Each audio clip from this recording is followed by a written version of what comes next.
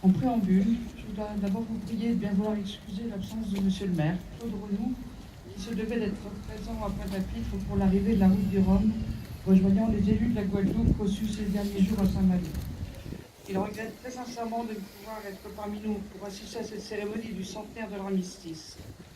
Il m'a demandé d'adresser à chacun de vous, aux élus, aux militaires, aux porte-drapeaux, aux enfants et aux jeunes, à leurs enseignants, ainsi qu'à vous tous publics d'être venus si nombreux, il adresse ses sincères remerciements. Pitié pour nos soldats qui sont morts, pitié pour nous vivants qui étions auprès d'eux, pour qui nous nous battrons demain, nous qui mourrons, nous qui souffrirons dans nos chairs mutilées.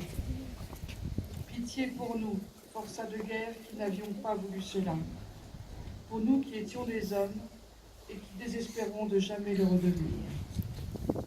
Ces mots de Maurice Genevoix, qui entrera l'an prochain au Panthéon, témoignent de manière forte et poignante de la condition des hommes dans les tranchées, au cœur glacé et glaçant d'une effroyable guerre.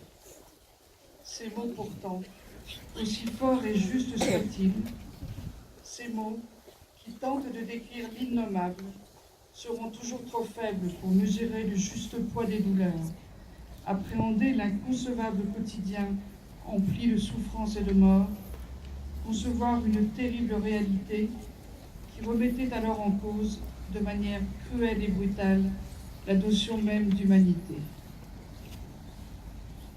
Et si les mots sont toujours trop faibles, les chiffres résonnent, froids et implacables.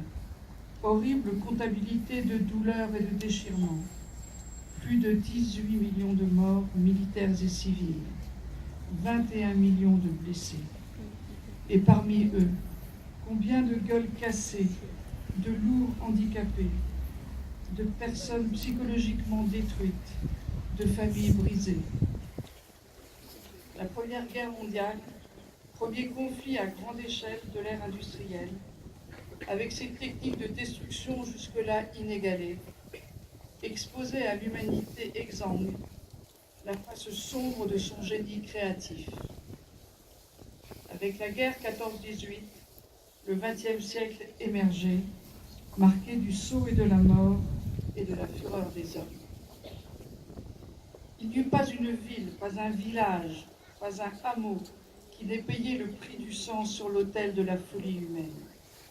Et les monuments aux morts qui fleurirent aux quatre coins de la France sont comme autant de témoins de cette lourde addition.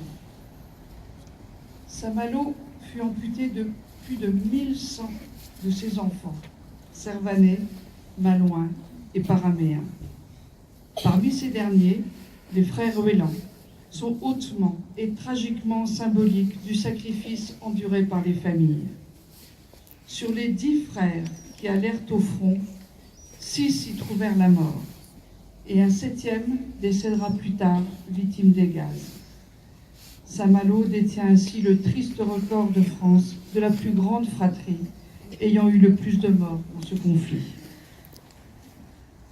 Aux morts de la Marne, des Dardanelles, aux gazés d'Ypres, aux sacrifiés de Verdun, aux disparus du chemin des Dames, en ce jour du 100e anniversaire de l'armistice, devant les 3 monuments aux morts de notre ville, nous vous adressons un vibrant hommage. Nous sommes tous là réunis aujourd'hui pour affirmer avec force et émotion, nous ne vous oublions pas. Avec Maurice Genevoix, ce sont ceux de 14 qui entreront au Panthéon l'an prochain. Les simples soldats, les officiers comme les sans grade, mais aussi les femmes. Au-delà de leur rôle si précieux d'épouses et de mères, de nombre d'entre elles ont apporté un soutien direct à l'armée, en particulier comme infirmières, à l'instar de Marie Curie, qui, forte de ses 2 prix Nobel, se rendra sur les lignes de front avec des voitures radiologiques. Plus d'1 million de soldats furent secourus pour ces installations, et 1000 d'entre eux de ses propres mains. Femmes de l'arrière aussi, qui, devenues chefs de famille, se sont aussi mobilisées, ont participé à l'effort de guerre et ont mené d'indispensables combats sur le front du quotidien, qu'elles aient été paysannes ou ouvrières. La Première Guerre aura eu pour conséquence positive, celle-ci, de bousculer les vieux schémas et de permettre à la société française d'amorcer la lente mutation pour une égalité des hommes et des femmes.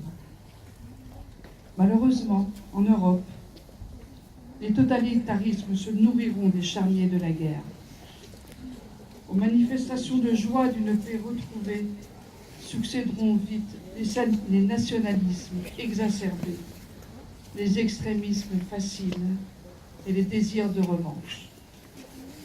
On sait dans quels abîmes cela a conduit une nouvelle fois l'Europe.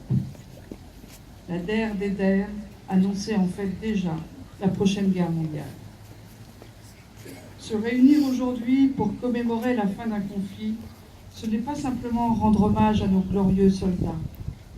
Se souvenir, c'est ne pas oublier que tout est possible, le meilleur et le pire. Et c'est pourquoi le devoir de mémoire doit s'accompagner d'un devoir de vigilance. Car si l'histoire ne bégaye pas la liberté, l'égalité, la fraternité, ces socles sur lesquels repose notre démocratie, sont des notions précieuses et fragiles qu'il nous faut défendre et préserver. On le voit partout dans le monde, comme dans des pays proches de la France, le populisme revêt trop souvent l'apparence de la facilité. Le repli sur soi semble être parfois le remède à la peur de l'autre. N'oublions pas qu'au lendemain du deuxième conflit mondial, l'Europe fut créée pour assurer la paix. Unir les peuples, fédérer les pays, n'est pas seulement une belle idée. C'est l'unique rempart contre les nationalismes et leurs dérives belliqueuses. C'est pourquoi chacun de nous devra se mobiliser lors des prochaines élections européennes.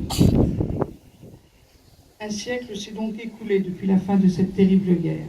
100 ans, cela peut paraître long, mais vous les poilus, vous qui avez souffert dans les tranchées, vous les morts pour la France, êtes encore vivants dans nos mémoires. Nous devons continuer à être des passeurs de cette mémoire auprès des plus jeunes générations. Et nous pouvons nous réjouir aujourd'hui de la présence parmi nous de nombreux enfants et de jeunes. Chacun d'eux, chacun de vous est un message d'espoir pour l'avenir.